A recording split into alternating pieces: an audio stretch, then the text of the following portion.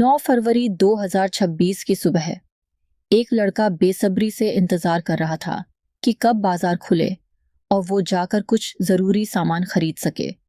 जैसे ही दुकानें खुलती हैं, वो सीधा एक दुकान पर पहुंचता है और बिना किसी हिचकिचाहट के पूछता है, सब नमक मिल जाएगा? दुकानदार थोड़ा हैरान होता है, फिर पूछता है, कितना चाहिए? लड़का जवाब देता है, 1 क्विंटल। एक पल के लिए ये सवाल अजीब जरूर था, लेकिन दुकानदार ने ज्यादा कुछ नहीं सोचा। उसे सिर्फ पैसों से मतलब था। पैसे लिए और 1 क्विंटल नमक उसे दे दिया। लड़का नमक लेकर सीधे अपने घर पहुंच जाता है। अब तक सब कुछ सामान्य लग रहा था, लेकिन असली कहानी तो घर के अंदर उसका इंतजार कर रही थी। घर के अंदर एक लाश पड़ी थी। वो लाश किसी और की नहीं, उसके अपने बड़े भाई की थी। कमरे में सन्नाटा था और उस सन्नाटे के बीच सबसे डरावनी चीज थी उस लाश की खुली हुई आंखें। ऐसा लग रहा था जैसे वो अभी भी सब कुछ देख रही हो। लड़का कुछ देर तक खड़ा रहता है, फिर खुद को संभालता है और एक फैसला करता है। करीब 5 घंटे तक वो घर के आंगन में गड्ढा खोदता है। पसीना, थकान और डर तीनों एक साथ उसके साथ चल रहे थे। जब वो लाश को खींचकर गड्ढे तक लाता है तो उसे बार बार ऐसा महसूस होता है कि उसका भाई उसे देख रहा है। वो उसकी आंखें बंद करने की कोशिश करता है, लेकिन हर बार वो आंखें फिर खुल जाती हैं, जैसे हर चीज को अपने अंदर कैद कर रही हो। आखिरकार वो लाश को गड्ढे में डाल देता है, फिर उस 1 क्विंटल नमक को भी उसी गड्ढे में डाल देता है। 8 फरवरी 2026 की रात, झांसी शहर का एक शांत इलाका, जहां दिन भर की हलचल के बाद अब सन्नाटा उतर चुका था। गलियों में हल्की हल्की ठंडी हवा बह रही थी। कहीं दूर कुत्तों के भौंकने की आवाज और बीच बीच में गुजरती ट्रेनों की हल्की गूंज। सब कुछ बिल्कुल सामान्य लग रहा था, लेकिन इसी सन्नाटे के बीच एक घर ऐसा भी था जहां बाहर से सब कुछ ठीक दिख रहा था, लेकिन अंदर ही अंदर बहुत कुछ टूट रहा था। ये घर था एक ऐसे परिवार का जो कभी बेहद सादा लेकिन खुशहाल जिंदगी जी रहा था। घर के मुखिया अकील बेग सरकारी स्कूल में प्रधानाचार्य थे। एक सम्मानित पद, इज्जत और एक स्थिर जिंदगी। उनकी पत्नी शगुफ्ता परवीन न्यायालय में नौकरी करती थी। घर और काम दोनों को संभालने वाली एक मजबूत महिला। 3 बच्चे थे, 2 बेटे और 1 बेटी। बेटी की शादी हो चुकी थी और दोनों बेटे अपने अपने भविष्य की राह पर थे। बड़ा बेटा तारिक बेग पढ़ाई में अच्छा, एमबीए किया हुआ, सपने बड़े और उम्मीदें उससे भी बड़ी। वो चाहता था कि वो कुछ बड़ा करे, अपनी पहचान खुद बनाए, एक अच्छी नौकरी हासिल करे। दूसरी तरफ छोटा बेटा मुशरिक बेग ज्यादा पढ़ा लिखा तो नहीं था, लेकिन हालात ने उसे जल्दी समझदार बना दिया था। सब कुछ ठीक चल रहा था, लेकिन फिर आया साल 2022। 22 मार्च 2022, एक ऐसी तारीख जिसने इस पूरे परिवार को हिलाकर रख दिया। उस दिन अकील बेग घर से निकले जैसे रोज निकलते थे, लेकिन इस बार वो वापस नहीं लौटे। पहले दिन परिवार को लगा किसी काम में फंस गए होंगे। दूसरे दिन चिंता बढ़ी। तीसरे दिन डर ने जगह ले ली और फिर खबर आई, घर से करीब 3 किलोमीटर दूर एक खाई में उनकी लाश मिली है। ये सिर्फ एक मौत नहीं थी, ये उस घर की रीढ़ टूटने जैसा था।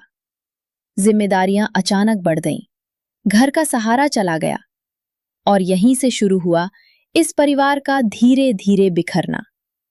सरकारी नियमों के तहत मृतक आश्रित में नौकरी का मौका मिला। मां चाहती थी कि बड़ा बेटा नौकरी कर ले, लेकिन उसने मना कर दिया। उसके अपने सपने थे। वो छोटी नौकरी नहीं करना चाहता था। उसे यकीन था कि वो कुछ बड़ा करेगा। फिर फैसला हुआ कि छोटा बेटा नौकरी करेगा। उसे सरकारी नौकरी मिल गई, भले ही चपरासी की पोस्ट, लेकिन एक स्थिर आय, एक सुरक्षा। समय बीतता गया, लेकिन यहां से दोनों भाइयों की जिंदगी अलग अलग दिशा में चलने लगी। छोटा भाई धीरे धीरे अपनी जिंदगी में सेट होने लगा। नौकरी, जिम्मेदारी और फिर 9 दिसंबर 2025 को उसकी शादी भी हो गई। घर में एक नई बहू आई। कुछ वक्त के लिए घर में खुशियां लौटती हुई नजर आईं। लेकिन इसी के साथ एक खामोश तुलना भी शुरू हो चुकी थी। एक तरफ छोटा भाई जिसकी जिंदगी अब पटरी पर थी, दूसरी तरफ बड़ा भाई जो अभी भी संघर्ष कर रहा था। साल 2022 से 2026 आ गया, 4 साल। लेकिन तारिक बेग को वो नौकरी नहीं मिल पाई जिसका वो सपना देख रहा था। हर परीक्षा, हर इंटरव्यू, हर बार उम्मीद और फिर हर बार निराशा। धीरे धीरे उसका स्वभाव बदलने लगा। वो चिड़चिड़ा हो गया, गुस्सा जल्दी आने लगा और सबसे ज्यादा वो खुद से ही हारने लगा था। घर में रहते हुए भी वो अकेला महसूस करता था। उधर छोटा भाई अब शादीशुदा था। उसकी अपनी एक नई दुनिया बन रही थी। शायद यही चीज दोनों भाइयों के बीच एक अदृश्य दीवार खड़ी कर रही थी। 8 फरवरी 2026 का दिन बाहर से बिल्कुल सामान्य था, लेकिन उस दिन घर का माहौल थोड़ा अलग था। माँ अपने मायके गई हुई थी। छोटे भाई की पत्नी भी पास ही अपने घर चली गई थी। यानी घर में सिर्फ 2 लोग थे, 2 भाई। ऊपर की मंजिल पर छोटा भाई अपने कमरे में था। नीचे ग्राउंड फ्लोर पर बड़ा भाई अकेला बैठा हुआ था। शाम धीरे धीरे रात में बदल गई। खाना हुआ, लेकिन बातचीत लगभग ना के बराबर। दोनों अपने अपने कमरों में चले गए। लेकिन उस रात नींद शायद किसी की भी पूरी नहीं थी। नीचे कमरे में बड़ा भाई देर तक जागता रहा। कभी छत को देखता, कभी दीवारों को, कभी अपने फोन को। शायद वो सोच रहा था, कहाँ गलती हो गई, क्यों सब कुछ उसके मुताबिक नहीं हुआ। ऊपर छोटा भाई भी करवटें बदल रहा था। उसे अंदाजा भी नहीं था कि अगली सुबह क्या होने वाला है। कभी कभी जिंदगी के सबसे बड़े हादसे एकदम अचानक नहीं होते। उनकी शुरुआत बहुत पहले हो चुकी होती है, बस हमें दिखती नहीं। और फिर रात धीरे धीरे खत्म होती है। घड़ी की सुइयां सुबह की तरफ बढ़ने लगती हैं और इसी के साथ शुरू होती है 9 फरवरी 2026 की वो सुबह, जो इस परिवार के इतिहास में हमेशा के लिए दर्ज हो जाती है। एक ऐसी सुबह जहां से सब कुछ बदलने वाला था। अगले दिन 10 फरवरी को एक माँ अपने बेटे को फोन करती है। फोन स्विच ऑफ आता है। वो फिर कॉल करती है, लेकिन इस बार भी वही नतीजा। अब वो छोटे बेटे को फोन करती है। तुम्हारे भाई से बात कराओ। जवाब आता है, पता नहीं माँ, सुबह से घर पर नहीं है। माँ परेशान हो जाती है। 10 किलोमीटर का सफर तय करके घर पहुंचती है। अपने बेटे को ढूंढने लगती है, लेकिन कहीं कोई पता नहीं चलता। दिन गुजरने लगते हैं। 10, 11, 12, 13, 14। हर दिन एक ही सवाल, वो कहाँ गया। 15 फरवरी को छोटा भाई खुद थाने पहुंचता है और गुमशुदगी की रिपोर्ट दर्ज कराता है। वो पूरी कहानी ऐसे सुनाता है जैसे उसे सच में कुछ पता ही ना हो। पुलिस भी मामला दर्ज कर लेती है, लेकिन जांच में कोई खास तेजी नहीं दिखती। उधर परिवार के लोग परेशान। मामा रोज थाने जाते हैं, अधिकारियों से गुहार लगाते हैं, हमारा बच्चा ढूंढ दीजिए। फिर आता है 19 फरवरी। एक दरोगा की नजर इस केस पर पड़ती है। उसे कुछ अजीब लगता है। वो पूरे परिवार को थाने बुलाता है। एक एक करके सबसे पूछताछ होती है। लेकिन जब छोटे भाई की बारी आती है तो कहानी बदलने लगती है। पहले एक बात, फिर दूसरी, फिर तीसरी। करीब 3 घंटे में वो 40 से 50 अलग अलग कहानियां सुना देता है। अब पुलिस को यकीन हो जाता है, सच यहीं छुपा है। रात के करीब 11 बजे वो अचानक चुप हो जाता है और फिर धीरे से कहता है, साहब, मैंने ही मारा है उसे। एक पल में सब कुछ बदल जाता है। पुलिस तुरंत हरकत में आती है। मजिस्ट्रेट को बुलाया जाता है। पूरी टीम मौके पर पहुंचती है। इलाके में खबर फैल जाती है। लोग इकट्ठा हो जाते हेल्प्स हैं। मीडिया भी पहुंच जाती है।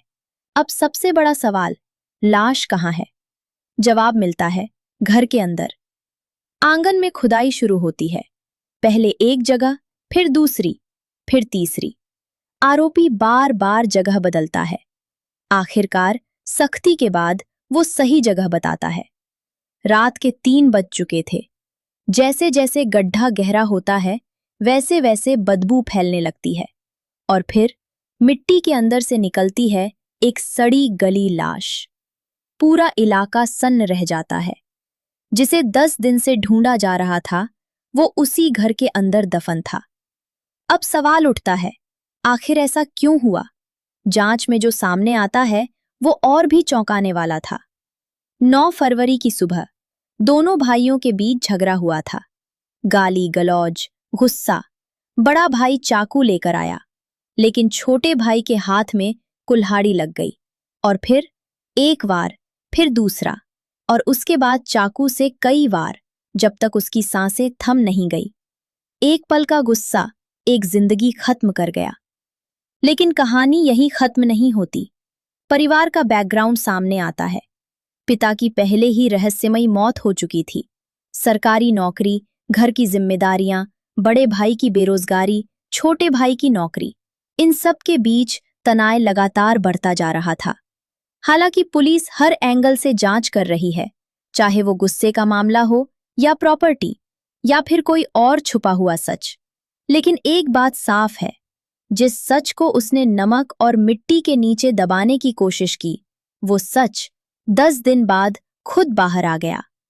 कभी कभी अपराध छुपाने के लिए इंसान कितनी भी कोशिश कर ले, लेकिन सच अपना रास्ता खुद बना ही लेता है। और आखिर में जब ये पूरी कहानी खत्म होती है तो पीछे कई सवाल छोड़ जाती है। क्या ये सिर्फ एक पल का गुस्सा था, या फिर सालों से जमा हुआ दर्द जो उस सुबह फट पड़ा? एक भाई जो कभी साथ खेला होगा, एक ही घर में पला बढ़ा होगा, आखिर कैसे उसी का कातिल बन गया? सोचिए, रिश्ते एक दिन में नहीं टूटते, वो धीरे धीरे कमजोर होते हैं। बातें कम होती जाती हैं, समझ कम होती जाती है और फिर एक दिन सब कुछ खत्म हो जाता है। इस कहानी में सबसे खौफनाक क्या था? कत्ल या उसे छुपाने की कोशिश? एक इंसान जो अपने ही भाई की लाश के साथ 10 दिन तक उसी घर में रहा, खाता रहा, सोता रहा और दुनिया के सामने मासूम बनकर उसे ढूंढता भी रहा। लेकिन सच कभी छुपता नहीं है। वो आंखें जो उस लाश की खुली रह गई थीं, शायद वही उसकी सबसे बड़ी गवाह बन गई। जब भी वो आंख बंद करता, उसे वही नजर आती, वही डर, वही सच्चाई। और आखिरकार उसी सच्चाई ने उसे तोड़ दिया।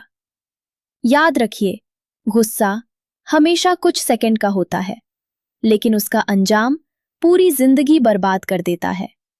अगर उस दिन बस एक कदम पीछे हट जाता, एक बार खुद को रोक लेता, तो शायद आज ये कहानी कभी बनती ही नहीं।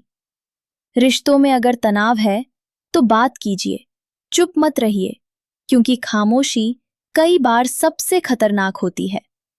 और सबसे जरूरी बात, कोई भी समस्या इतनी बड़ी नहीं होती कि उसका हल किसी की जान लेना बन जाए।